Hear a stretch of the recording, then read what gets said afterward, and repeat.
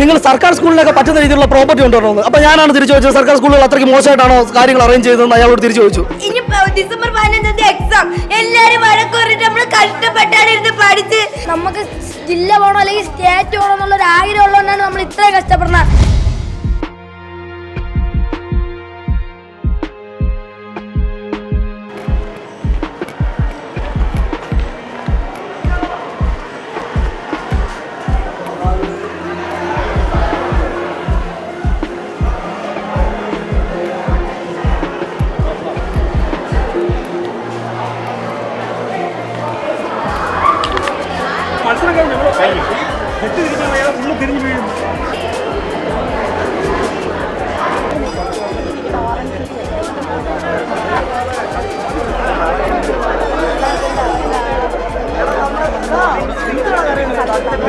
സാറേ റിസൾട്ട് ഒന്നുമില്ല, പിന്നെ നിങ്ങളൊന്നിനാണ് ഇത്രയും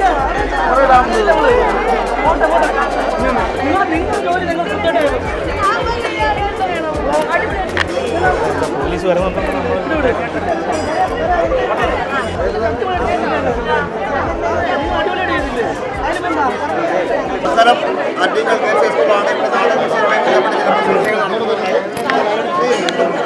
ഇതിന്റെ സംഘാടക സമിതിയായിട്ട് നിൽക്കുന്ന ആളുകളോട് നമ്മൾ മൈക്കൊന്ന് അഡ്ജസ്റ്റ് ചെയ്ത് തരാൻ പറഞ്ഞതൊക്കെ പോലും അവർ ചെയ്തു തന്നില്ല. നമ്മൾ അവിടെ വഴക്കുണ്ടാക്കിയതിന് ശേഷം മാത്രമാണ്, അതായത് ഓരോ നാടകങ്ങൾ കയറുമ്പം ആ നാടകങ്ങൾക്ക് വേണ്ടുന്ന രീതിയിൽ അതിനുള്ള സംവിധാനങ്ങൾ ഒരുക്കി തരണം എന്നുള്ളത് സാമാന്യ മര്യാദയാണല്ലോ. അപ്പോൾ ഇവർ ബൈലോയാണ്, അങ്ങനെയാണ്, ഇങ്ങനെയാണ്, നിയമവശമൊക്കെയാണ് ഇവർ സംസാരിക്കുന്നത്. ഈ നാടകത്തിന് വേണ്ടുന്ന രീതിയിൽ നമ്മൾ പ്രോപ്പർട്ടിയൊക്കെ അറേഞ്ച് ചെയ്തതിന് ശേഷം നമ്മൾ ഈ പറഞ്ഞതുപോലെ ആ മൈക്കൊന്ന് അറേഞ്ച് ചെയ്ത് തരാൻ അവരോട് പറഞ്ഞപ്പോൾ അവർ പറ്റത്തില്ല എന്ന് പറഞ്ഞു. അവർ പറഞ്ഞു നിങ്ങൾക്ക് 15 മിനിറ്റ് വരും, ആ 15 മിനിറ്റിൽ നിങ്ങൾക്ക് മൈക്ക് അറേഞ്ച് ചെയ്ത് നിങ്ങൾക്ക് ബാക്കിയുള്ള കാര്യങ്ങൾ ചെയ്യാൻ പറ്റുമോ നിങ്ങൾ ചെയ്യുക, ഇല്ലെന്നുണ്ടെങ്കിൽ വിട്ടേരെ എന്നുള്ള രീതിയിലാണ് അവർ സംസാരിച്ചത്.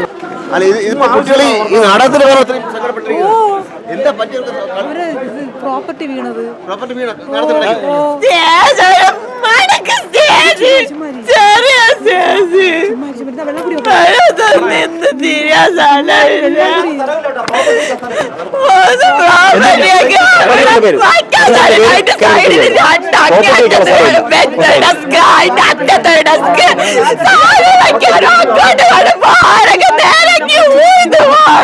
മക്കളെ സ്കൂളാണ്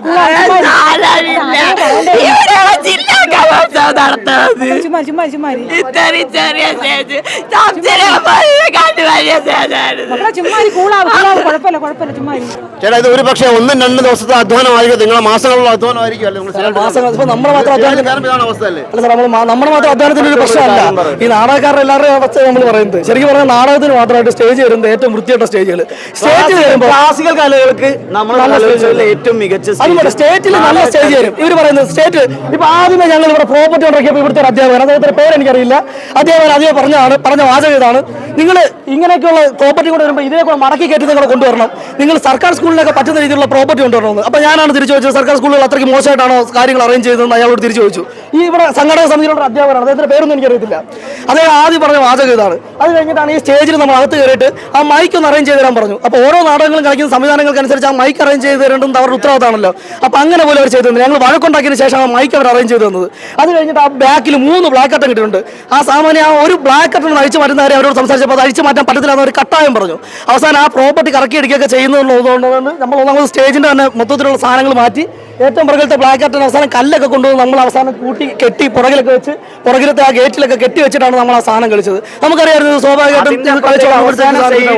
ഉള്ള സ്റ്റേജിന്റെ സൈഡിൽ ബെഞ്ച് ഇട്ടിട്ട് അവിടെ ആളുകൾ അവരെന്തിനാണ് അധ്യാപകർ ഉള്ള സ്ഥലം നമുക്ക് ഏറ്റവും വൃത്തിയിൽ ഒരു സ്റ്റേജ്, ഒരു കൊച്ചു സ്റ്റേജ് വരും, അതിന്റെ ഇടത് സൈഡിൽ കുറെ സ്ഥലം അവർ തന്നെ കുത്തിരിക്കും. അവരെന്തിനാണ് കുത്തിരിക്കുന്നത്? സ്റ്റേജിൽ നാടകം നടക്കുമ്പോൾ അവർ സൈഡിൽ കുത്തിരിക്കണോ? 4-5 ആളുകളാണ് സ്റ്റേജിന്റെ സൈഡിൽ ഈ ചെറിയ പകുതി സ്റ്റേജ് നമുക്ക് പകുതി സ്റ്റേജ് വേണമെങ്കിൽ നമ്മളെല്ലാം കൂടെ വെച്ച് അഡ്ജസ്റ്റ് ചെയ്ത് കളിച്ചോളാനായിട്ട്. അപ്പോൾ ഞാൻ ചോദിക്കുന്നത് ഇതാണ്: അപ്പോൾ നമ്മൾ സബ് ജില്ലയുടെ സ്റ്റേജ് കൊള്ളാത്തതുകൊണ്ട് സബ് ജില്ലയ്ക്ക് വേണ്ടി ഒരു ചെറിയ നാടകം, ജില്ലയുടെ സ്റ്റേജ് കൊള്ളാത്തതുകൊണ്ട് ജില്ലയ്ക്ക് വേണ്ടി ഒരു ചെറിയ നാടകം, പിന്നെ സ്റ്റേറ്റിൽ പോകുമ്പോൾ നല്ല സ്റ്റേജ് ആയതുകൊണ്ട് സ്റ്റേറ്റിലേക്ക് വേണ്ടി നമ്മൾ വലിയ പ്രോപ്പർട്ടി വെച്ച് നല്ല നാടകം. ഇങ്ങനെയാണോ നമ്മൾ ഇത് ചെയ്യേണ്ടതെന്നാണ് എനിക്ക് ചോദിക്കാനുള്ളത്. ഈ സ്റ്റേറ്റിൽ നല്ല സ്റ്റേജ് കിട്ടും, സ്റ്റേറ്റിൽ നല്ല സ്റ്റേജിൽ കളിക്കാനുള്ള നാടകങ്ങളല്ലേ സാർ ഓരോ സബ് ജില്ലയിലും ഓരോ ജില്ലയിലും കളിച്ച് മുന്നേറുന്നത്. അപ്പോൾ ആ ജില്ലയിലും സബ് ജില്ലാ തലങ്ങളിലൊക്കെ നല്ല സ്റ്റേജുകൾ നാടകത്തിന് കിട്ടണ്ടേ, എങ്കിലല്ലേ സ്റ്റേറ്റിലായാലും പോയി നമുക്ക് നല്ല നാടകങ്ങൾ ചെയ്യാൻ പറ്റൂ. അപ്പോൾ ഇവരെന്താണ് ഉദ്ദേശിക്കുന്നത് എനിക്ക് മനസ്സിലാകുന്നില്ല. ഒന്നാമത്തെ കാര്യം, എനിക്ക് ആകെ 2-3 പരാതികൾ എനിക്കുള്ളൂ. ഒന്നാമത്തെ കാര്യം, ഞങ്ങൾ വന്നിറങ്ങിയപ്പോഴേ ആ കോപ്പർട്ടിയെ കുറിച്ച് ഇവിടുത്തെ അധ്യാപകൻ പറഞ്ഞു, എനിക്ക് വളരെ ഇഷ്ടപ്പെട്ടു അദ്ദേഹത്തിന്റെ സംസാരം. വളരെ നല്ലൊരു അധ്യാപകൻ.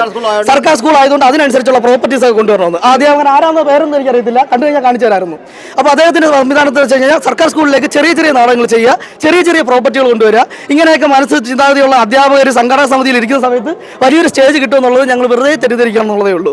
ഓരോ വട്ടം ഇങ്ങനെയൊക്കെയുള്ള പ്രശ്നങ്ങൾ ഉണ്ടാകുന്നു, ഓരോ വട്ടം സ്റ്റേജിനെ കുറിച്ച് തർക്കങ്ങൾ ഉണ്ടാകുന്നു, ഓരോ വട്ടം ഇതേപോലെ കലോത്സവങ്ങൾ നമ്മൾ ഇതേപോലെ ആവശ്യങ്ങളും പ്രശ്നങ്ങളൊക്കെ ഉന്നയിക്കുന്നു, അത് അതോടെ തീരുന്നു. അടുത്ത കലോത്സവത്തിന് വീണ്ടും ഇതേപോലെ തന്നെ നമുക്ക് ചെറിയ ചെറിയ സ്റ്റേജ്, ഇത് സബ് ജില്ലയിൽ നിന്നാണ് തുടങ്ങുന്നത്.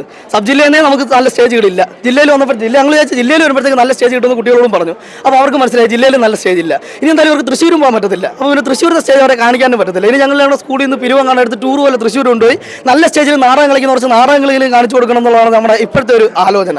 1,10,00,000 രൂപ മുഖ്യമന്ത്രിയുടെ പുതിയ കാറിന് അനുഭവിച്ച ദിവസം കൂടിയാണെന്ന്. അതുകൊണ്ടാണ് ഞാനിപ്പോൾ അതുപോലെ ലിങ്ക് ചെയ്യുന്നത്. കാരണം മറ്റതുകൊണ്ടല്ല, ഈ കുട്ടികളൊക്കെ 6-7 മാസമൊക്കെ ഇതേപോലെ പ്രാക്ടീസ് ചെയ്തിട്ടാണ് അവർ സ്വപ്നങ്ങളും ഉപജില്ലയിൽ ജയിച്ചു അടുത്ത ജില്ലയിലേക്ക് വന്നത്. അവിടെ വരുമ്പോൾ അവർക്ക് അത്യാവശ്യം കളിക്കാനുള്ള വലിപ്പം പോലും സ്റ്റേജിലില്ല.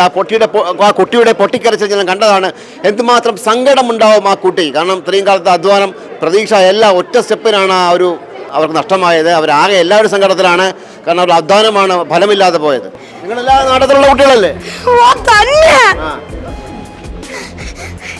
നിങ്ങൾ ആദ്യം പറഞ്ഞില്ലായിരുന്നു ഇതേപോലെ ഇത്രയും വലിപ്പം പോരാ, നമുക്ക് കളിക്കാൻ സ്ഥലം വേണമെന്ന്.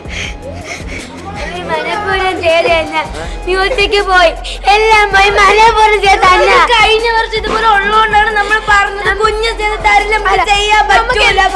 സ്റ്റേജ് തരട്ടെ. എത്ര സമയം തന്നു സെറ്റിലെ ഇറങ്ങി ഇറങ്ങി ഇറങ്ങിട്ടാണ് പറയണത്.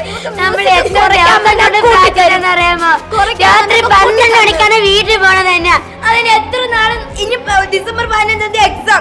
എല്ലാരും വഴക്ക് പറഞ്ഞിട്ട് നമ്മള് കഷ്ടപ്പെട്ടാണ് ഇരുന്ന് പഠിച്ച് ഇത്ര ആക്കിയിട്ട് അതിന്റെ ഇടയിലാണ് ഇങ്ങനെ കാണിക്കണം. മ്യൂസിക് കുറയ്ക്കാൻ കൂട്ടി കൊടുത്തേക്കാണ്. ഇത്തിരിയാ മാറ്റാൻ പറഞ്ഞു കഷ്ടമരം, അതുപോലെ അവർ സമ്മതിക്കല്ല. നമ്മൾ ഇത്രയും കഷ്ടപ്പെടുന്നത് എന്തിനാണ്? നമുക്ക് ജില്ല പോകണം അല്ലെങ്കിൽ സ്റ്റേറ്റ് പോകണം എന്നുള്ളൊരു ആഗ്രഹം ഉള്ളതുകൊണ്ടാണ് നമ്മൾ ഇത്രയും കഷ്ടപ്പെടുന്നത്. അത് അവർക്കും കൂടെ മനസ്സിലാക്കണ്ടേ? ജഡ്ജ് അല്ലെങ്കിൽ ആ സൈഡിൽ ഇരിക്കണം. അങ്ങനെയെങ്കിലും വിചാരിച്ച് അവർക്ക് ഇത്തിരിയെങ്കിലും മനസ്സാക്ഷിയുണ്ട്. അവർക്ക് തന്നെ അറിയാം ഈ ഡിസംബർ 15 ആകുമ്പോൾ എക്സാം തുടങ്ങുന്നു. അവരും ടീച്ചേഴ്സ് അല്ലേ.